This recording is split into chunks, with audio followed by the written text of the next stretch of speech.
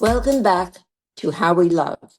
I am Robin Lane, and our guest today is Malury Imbernon, a woman who is among the top tier professionals in her many fields. She began as an audio engineer and quickly thrived to become an all-star in the audio world. But this isn't the beginning or end of her story. She came here to the States as a very young woman, all alone, leaving everything and everyone behind and facing enormous challenges. Nonetheless, she has made an extraordinary life for herself, and this is her story. Welcome, Malury. My pleasure to be here, Robin. So, Malury, you have a very accomplished life. You are happily married. You have a great life. But I don't want to start from where you are now. I want to go back. I want to go back to when you were living in Venezuela and what happened. Okay? Sure. So tell me the change, what you grew up in Venezuela, and then there was this huge change in what was it, 1999? Yes, I was around that time. I graduated from high school in 1997, and I knew immediately what I wanted to do, go to audio engineer school, and which was not popular. It was only one school in the entire country. So by the time I graduated, the political situation was really tough, and What was going on? Uh, we the president that was at that time created a lot of insecurity. Um, there were a lot of killings, like a lot of my friends who were not supported, where we were actually shot in the street by their command, by their police. And wait a second, are you telling me that people that you knew were actually shot? Yeah, And, yeah. and I have friends that were shot. Like we went out on the street in protest. We didn't have anything violent on us, and the police was starting shooting at us in Plaza Altamira back in during that time. I also got robbed in my brother's car, like um, 8 a.m. Sunday.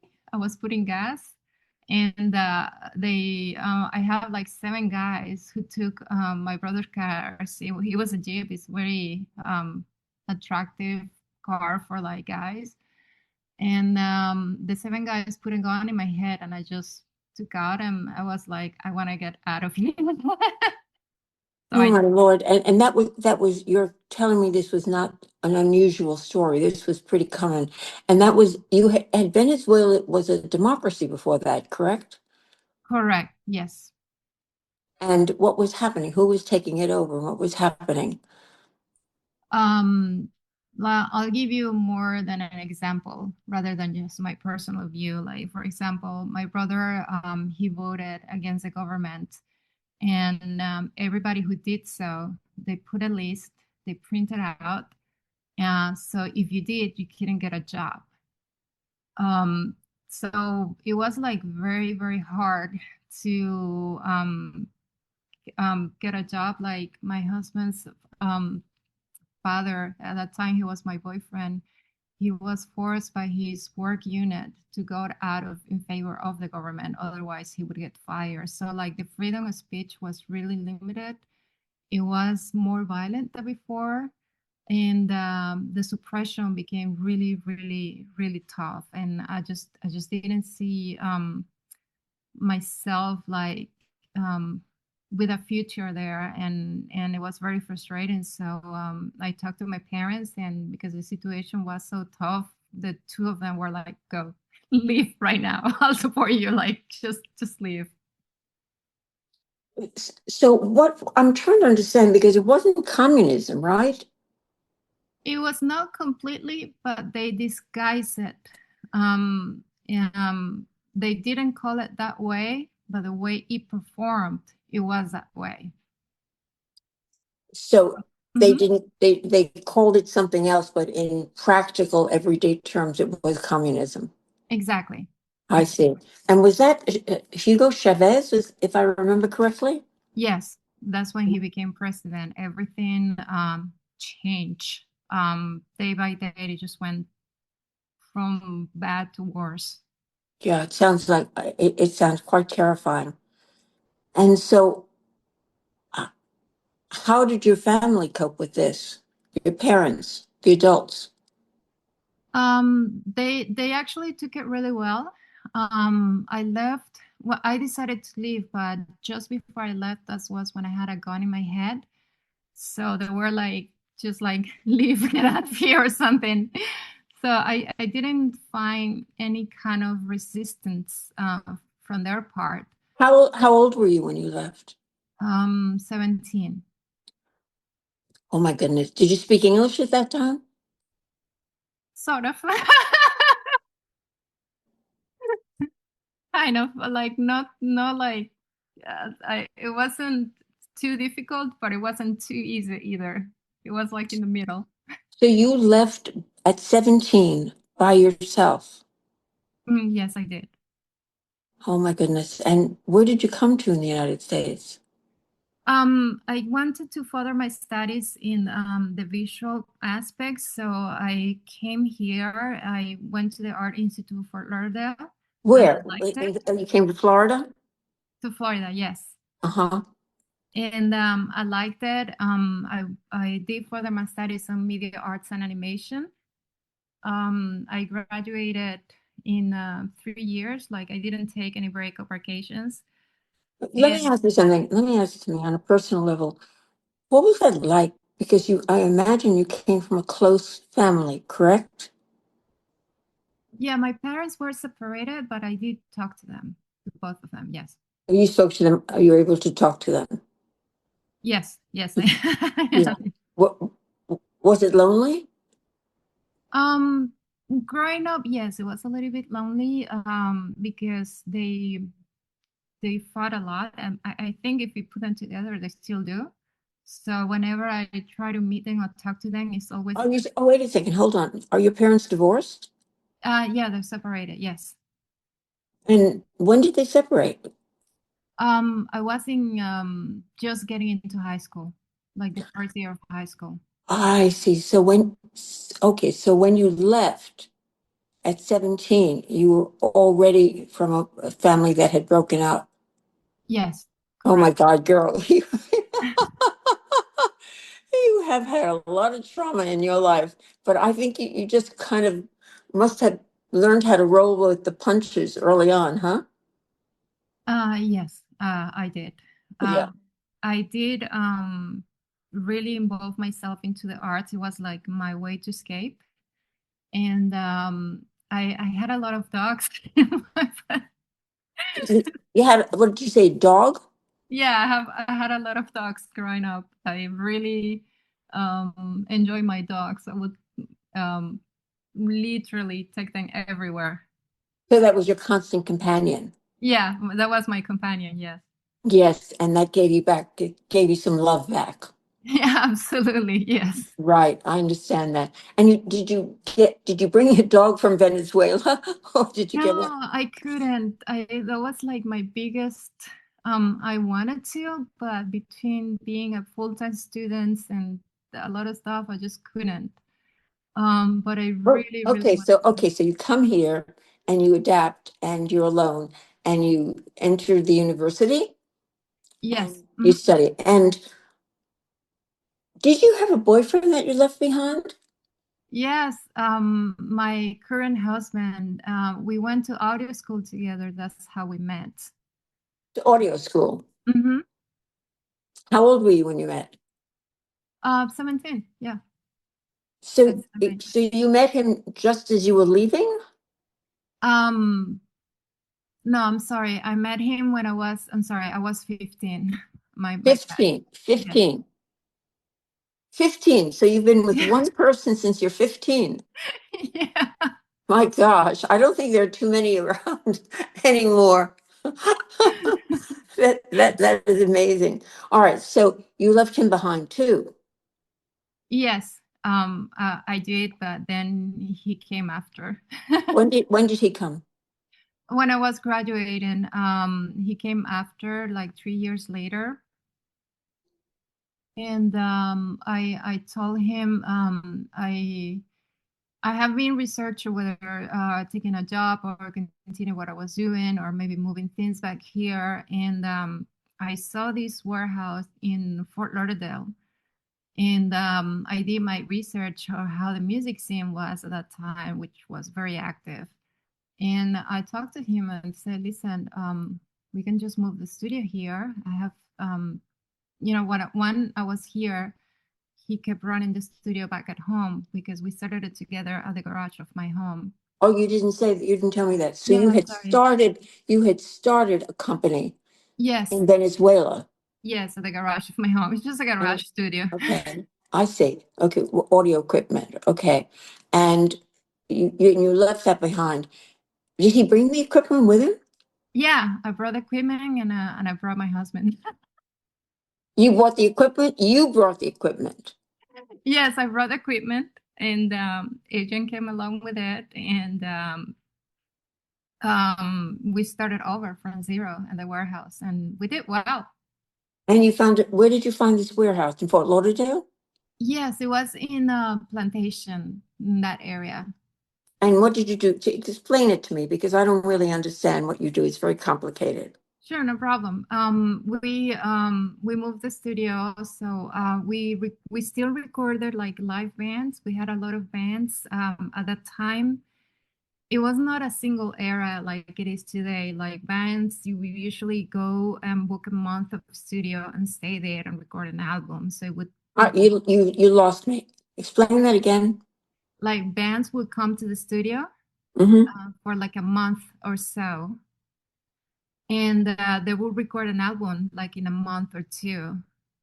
So we recorded a lot of bands. I did a lot of album covers as well. What do you Um, mean album covers? for this for the CDs, all the arts You that mean how you drew them? yeah, sometimes whatever they wanted. If they wanted a drawing, or if they wanted a picture, whatever design they needed. How did you know how to do that? Oh, I learned that in Fort Lauderdale in the Art Institute. I learned all the visual arts, Oh my goodness. and Okay. we also did like some music videos. So we started expanding beyond music. I remember that I saw that it was good business to deal with advertising agencies. So I took a flight to Chicago, New York, and LA to all this conference, introduce myself, and hey, this is what I do. Like, no shame. And the hardest one was LA because they would give you only 30 seconds to speak. 30 And seconds? yeah, I know. What did you say in 30 seconds?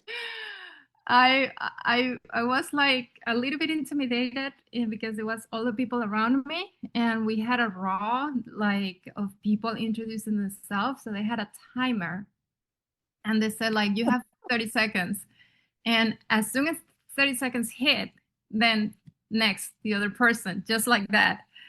So I think I vomit what I did. I don't even recall how I said it. Like I do this and this and this and this. And from those meetings, I got some business. Some people Were you always very outgoing and aggressive? only when it came to business. In personal life, my husband is a social guy. You in your personal life you're shy? Yes, I am. My husband is the opposite. He's very friendly. He's the guy that is sociable, that everybody loves and talks to him. And I'm the serious one. I That's it. But in business you have no shame, right? I have no shame at all whatsoever. That's incredible. How long did it take you to become a citizen? It took me around 8, 9 years. Was it what was it difficult? In a way, yes, it was expensive. We had a working visa, and I keep renewing it until I was suitable to apply for citizenship. So when it was the requirements at that time was that you needed to have certain amount of years with um, your taxes needed to be paid and you needed to be like clean. So we fit those requirements, and when we did, we just applied for it and we got it. But it took about 10 years? Yeah, yeah, about yes. Yeah. Okay. And did you go back and where was your family? They were still in Venezuela. They never left? Yes, my family was still there. My brother left to Spain on the I think 2010. But he got back recently, like 2 years ago. No, last He, year, I'm sorry. he came, he got back where, to the States with you? No, he went back to Venezuela. To Venezuela. Okay. Yeah. And so, what would you, were you able to go back and forth? Or For a was it, time, for a time I did, and when my brother was in Spain, um, it was easier for him because my dad is from Spain, so he got the citizenship like right away. He didn't have any paper problems. Nor did my dad, nor did my mom. So I would talk to them to see each other in Spain because it was cheaper and easier than going back home. So for a period of time, I visited there, and for other period of time before that, before he moved, I constantly went back home, like typical during Christmas or if it was my mother's birthday, I would try to go there. how did you keep your sanity? I think you told me once that you meditated, right? Yes, I do. I owe my sanity 100% to that. Well, Um, how do you meditate? it's a Chinese practice called Falun Dafa, Falun Gong. It's like qigong, slow movement exercises. Anyway, you're talking too fast. Oh I, my bad.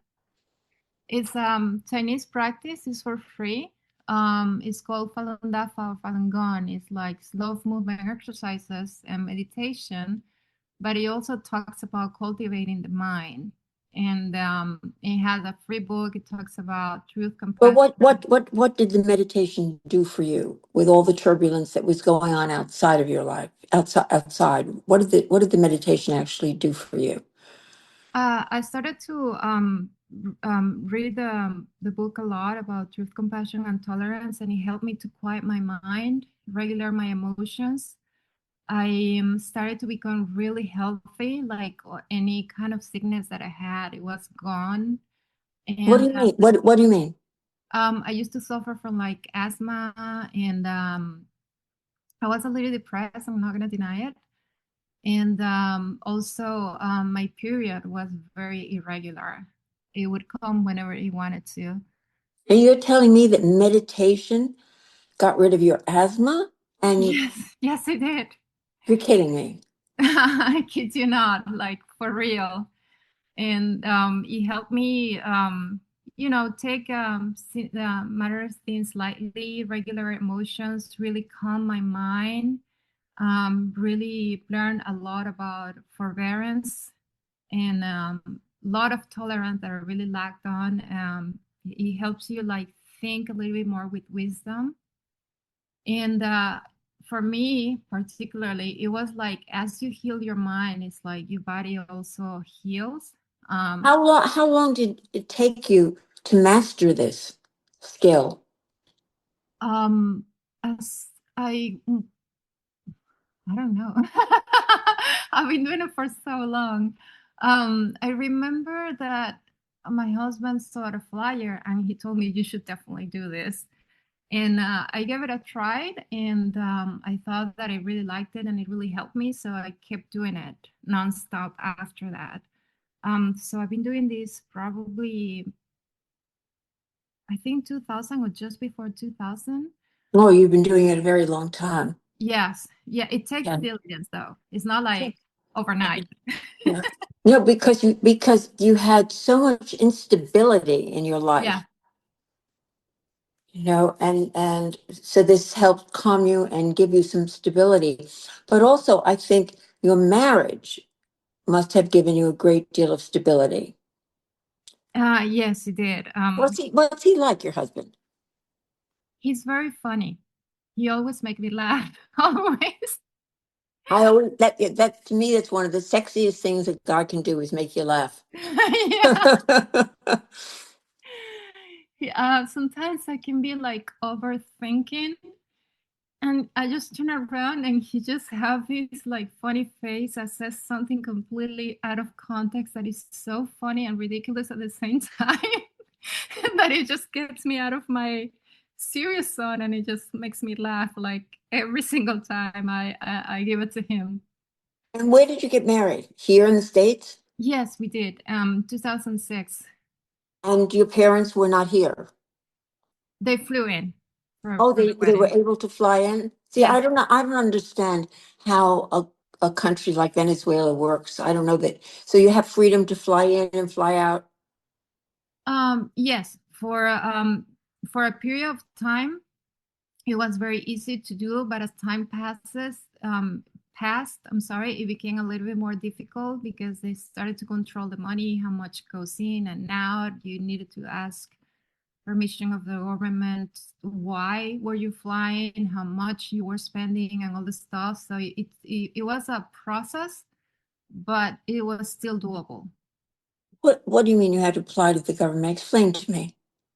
Let's say that you wanted to travel somewhere and you needed to ask permission to use your own money. Like you have to justify your expenses, like where are you going to stay, why. You needed to have receipts of every single purchase that you made. You were limited in the amount of money that you were able to spend, even if it was your own money and you wanted to expand it. It was like, no, you can only have this much. So it was like In other words, audit. you can only take a certain amount of money out of the country. Yes, Yeah. but Hmm. it was still doable. So anyhow, your parents were at your wedding. Yes, they both did. Was They it didn't enough? kill each other, but they were there. What did you have a great wedding? Was it a nice wedding? What was it like? Yeah, it was really small. It was small restaurant near the river, so it had like the river view. It was very charming, small yet like very special. And what did you wear? I got I did get a I was gonna wear like a simple dress, but I don't know what happened to my father. He went crazy. He bought me a nice dress. I was like, okay. So I wore the dress that my dad bought me. I swear I chose a very simple one, but he chose a nice dress for me, and he also gave me um some jewelry like he was saving for some time. I was like, okay, whatever. So I look nice. It was very simple, but it was very nice. So you married, you were wearing white, Yes, yes, I did. so you look gorgeous. Yes, I can send you the pictures. Yeah. I'd love to see them. So, okay, so then you get married, and then where were you living together with your husband at that time? Yes, we did. Yeah. Okay, so then you're starting a business, right? Yes. We started slow. We put some ads in some local magazines, music magazines, and we had a bench outside. You had a what? A bench, like an advertisement on a bench, on a bus bench. What did you do? Walk around the street and put up signs? Yeah, because the warehouse were a little bit inside, so I had a bench outside saying that we were there, and it worked. You literally did that. Yeah, I literally did that. Okay.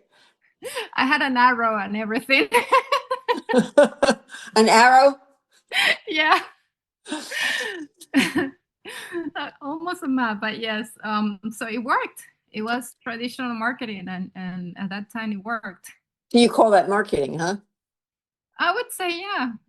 That's it worked for me. I don't think it might work for people now, but it worked for me at that time.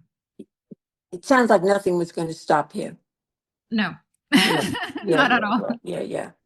Wait, do you know where you got that drive? Yes, my dad is a businessman, and I saw him building his business from. I lived the experience of him building his business from zero, and he's the same in the sense that he was an immigrant. He's originally from Spain. It was a wartime, so he went to my country, kind of escaping from war at a little bit younger age, and he worked his way through in his business. So since very little, I would go to him. Any vacation would have to, go with him and just watch him work. So it was a big influence on me. And So he was your role model. yes, and it's funny because he's also very shy socially, incredibly shy. Like if you don't talk to him, he won't talk to you at all. So, and you're like that. Yes, and but when it came to doing business, he was completely the opposite. He was like, "This is what I want. This is like I just watch. I kind of grew up watching him and grew up in that environment." I see. I get it. So he was your role model. All right, let me Yeah. ask you something. So you're here and you're putting up signs, and then what happens? How does it start to build? How do you start to get? Because you have important clients. I mean, you have very famous clients, right? Yeah. So how did it build to that? It was a mix of um, putting marketing, but it was also a mix of going out and meeting people. Like I mentioned, like the agencies were in New York and LA and Chicago, so I would contact them, see when they have meetings, went up and personally meet them face to face. This is what I do and everything, and they really, really, really welcome me. I will forever be thankful for that. And they really opened the doors for me. And once you start doing that, like the word just spreads out in audio visual stuff. Somehow it works that way by word of mouth. So they started recommending me. Then on 2012, um, we noticed that we were in Fort Lauderdale, a lot of the major labels and a lot of the work was in Miami. So we decided to move because they would we would get people from other cities, but we wouldn't get people from Miami. So we were missing that market. So we decided to move. We were lucky enough to have a nice location in downtown. I was really lucky because the location was at a great price in a historic building. So we decided to move and jumped to be in Miami. And I pretty much did the same. I went out and was like, I'm here, shamelessly promoting myself. No shame about promoting myself at all. So I just knock, call, email, make appointments. At that time, social media started being a thing. So we started having all the social media website and everything around that area worked out. But I would say that most of it came from networking, going out there and having people to meet you. Like for You the you're very you're very lucky in that you have that kind of there's a Jewish word for it. It's called chutzpah. It means you have no, yeah, as we've been using the word, you're very lucky that you don't have any shame, that you have nothing holds you back. Most people find especially women, find an inhibition. Yeah, I'm very lucky. You're In very other lucky. areas, I'm very shy, but in that area, I'm very lucky. Yeah, you can sell, you can sell because obviously you can sell. You're not because I don't think you're selling yourself. I think you're selling the work that you do, and you believe so much in the work that you do. Am I correct? Correct. Yes. Yeah. And so you got some of the top three Latin labels like Sony, Warner, Universal. Can you tell us about that? Yes.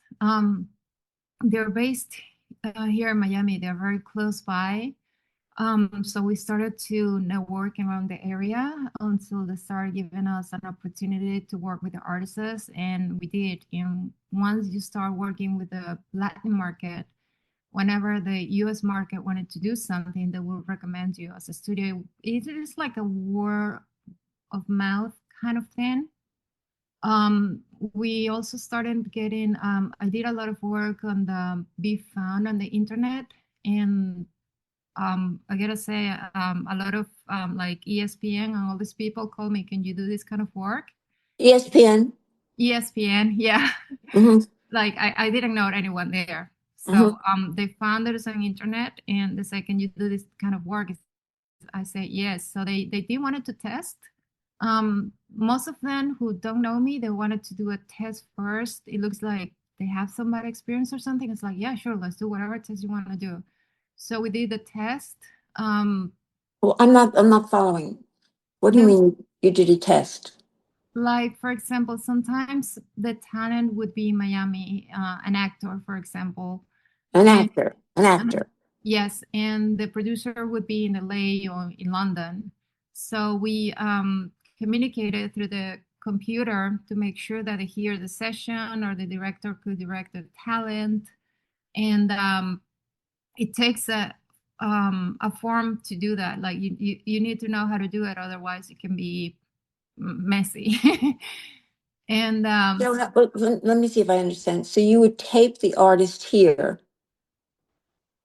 mhm, and the producer would be in some other country, yeah. right? And then that what you would tape would have to go there to that movie or whatever visual thing it was, correct?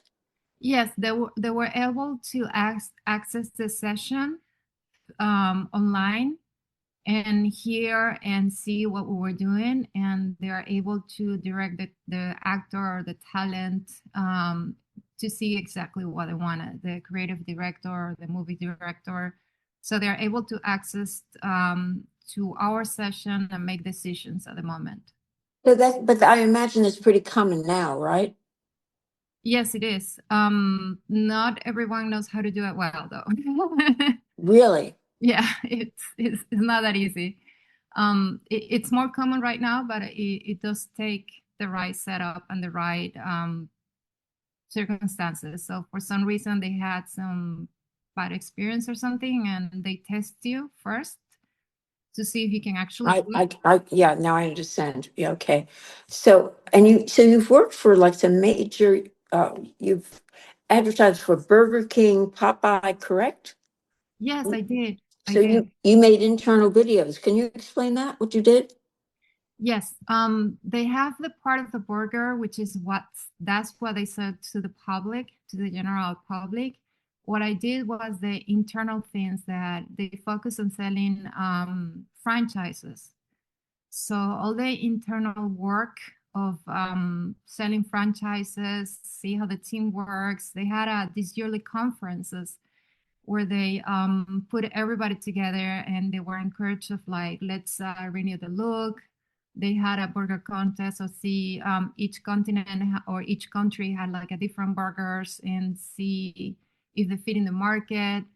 So that required like a lot of video and advertising, but it was mostly to people who wanted to buy the franchise. So I did all that work for them for like 3 years in a row. So you were actually selling the franchise to the people who would be selling the burgers, right? Yeah, Exactly. I see. Okay. So you had to put, what did you have to, you had to put videos together for that? Yes. Yes. Showing the value of buying a franchise. Yes. And the videos that I had before were a little bit boring in the view. And so because I had a background in entertainment, I just try to make it really very entertaining. Like we have one Let me ask you video. this. Let me ask you. So when you make that kind of a video to sell a franchise to people who are going to buy them, do you use actors? Is it animated? How is it done? We depending on each one. Some of them are animated. Some of them we did have only a few of them. We had an actor. Like they wanted to encourage the people to get a new upgrade. So instead of making a bunch of boring numbers, I just make like a side to side music video of the experience of going there and actually seeing and living the difference. But it was like no dialogue, No, just no, no, no. Go into a little detail because yeah. I'm not understanding. So yeah, I'm sorry. So yeah, I just took whatever information they had and try to make it like really, really entertaining, like as if it was a trailer or a music video or like something Give very me an example. um they had a burger competition and just made it as if it was a movie trailer, and the results of the reaction of people was really, really nice. Give me specifics. What would I have seen? You would they had these competitions between the countries on how fast you can make a burger and how to make How it. fast? Yeah, yes, they did. And what was the goal? I mean, how fast were you supposed to be able to make a burger? And I think it was efficiency and Efficiency. see, yeah, a lot of efficiency. So we just made it as a movie trailer.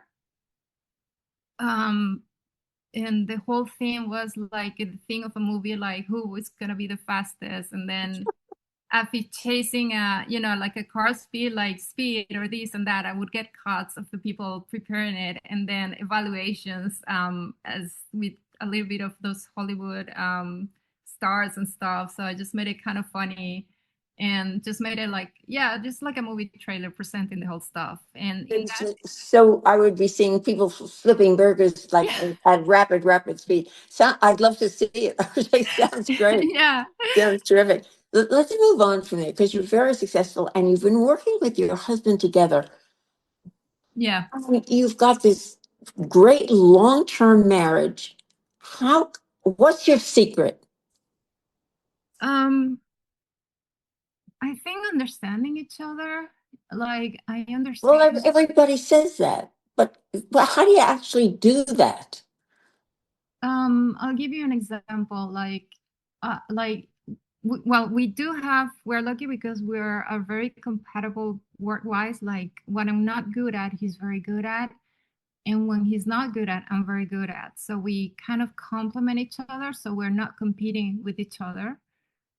And I know when there are like a long working hours, I understand that he's working, so I don't. I know how hard it takes, so I don't complain. I just support him, and he does the same. Otherwise, I noticed that a lot of friends that work in the same industry, unfortunately, I see a lot of them getting divorced, and I could see why. You know, you get the long hours, the schedule is crazy. It's entertainment. You know what time you get in, you don't know what time you get out. And it's not on purpose. That's just how it is. It's a lifestyle rather than a work. It So, becomes a so a lifestyle. lot of your friends have gotten divorced Yes, because of the type of lifestyle, mostly for the long because hours. of you're talking about because of the stress. Yeah, and um like, so you don't know what time you get home. Like there was a period of time when my husband, he was doing a project outside of the studio. He was building 5020, which is Sony Studios. He was doing all the acoustic and all the wiring and all the stuff. So he was out of the office for like 2 years building that, and I was handling the studio by myself. And of course, I've still hired people, I still hired engineers and all the stuff, but it was a lot of on my shoulders to run the studio. And sometimes I would get home like 4, 5, 6, 7 a.m.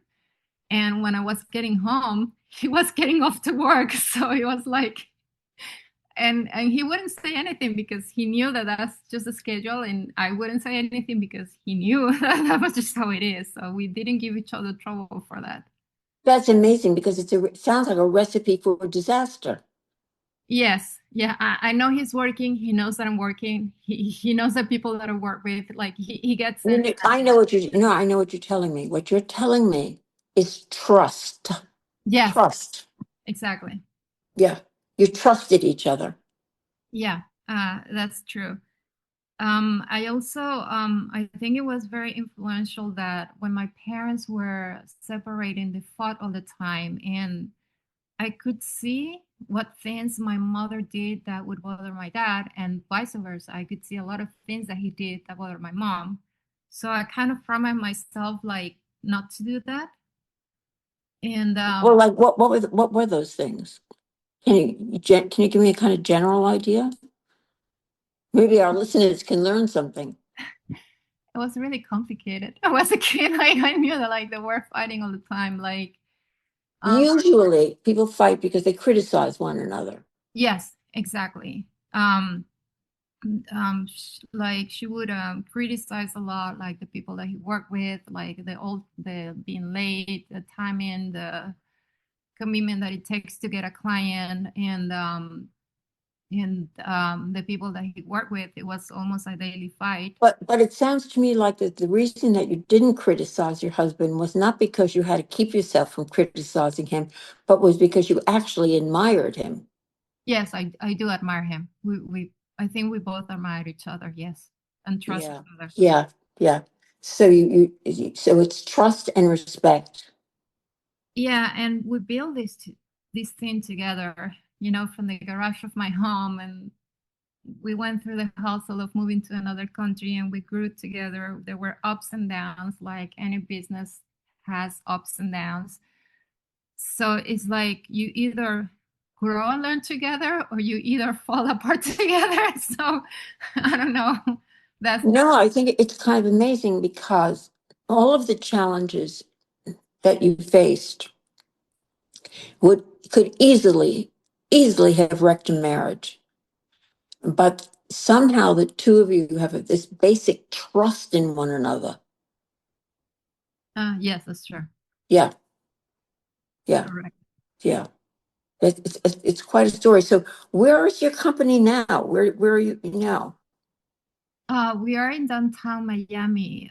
We moved to this location 2012, and it was a hard change. We have big windows, which we have to treat acoustically. That took longer than we thought. and But we had a lot of advantages. It was worth it. Like a lot of people and a lot of celebrities, when they come to Miami, they come close to this area, so the studio is very close to them. Like location wise makes sense. You have a lot of celebrities that you record. Yeah, yeah, they Let me ask you quickly because we're Mhm. going to run out of time. So you recorded loud, right? Yes. All right. Most people that are listening do not know what that is. Can you tell us? Sure. Spotify did um a series of the history of reggaeton. That's And number one on Spotify, isn't it? yes, it's on Spotify. The Spotify paid for the production of that, and they had Ivy Queen do the hosting of it. So we did the whole show for a month in the studio. We have Evie, her husband, who's a super nice person. Sometimes her daughter, You're talking about Ivy Queen? Ivy Queen? Ivy Queen. Yes, she's Uh-huh. amazing. Um, she had everybody interview. She interviewed different characters of this genre of music. They all came to the studio. We set up the interview like any podcast. And this one in particular was number one on Spotify worldwide for a couple of times. And Wow.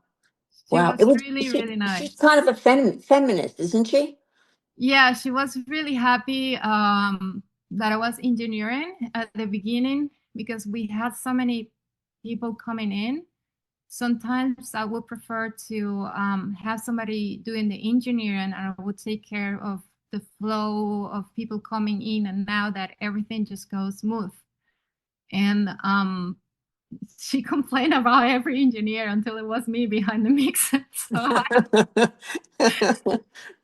I was like, okay, I get the message now, because the people that I'm hiring, I usually hire them because I think they're better than me and they can do better than me. So I'm pretty sure it's not a technical issue for sure. So it was more of having a woman behind the mixer and recording. So I have to hire the guys to actually. I have to take two people because just getting used to the flow and everything is not the same as taking care of the technical aspect, and other part is taking care of the host and everybody. It's actually a lot of work.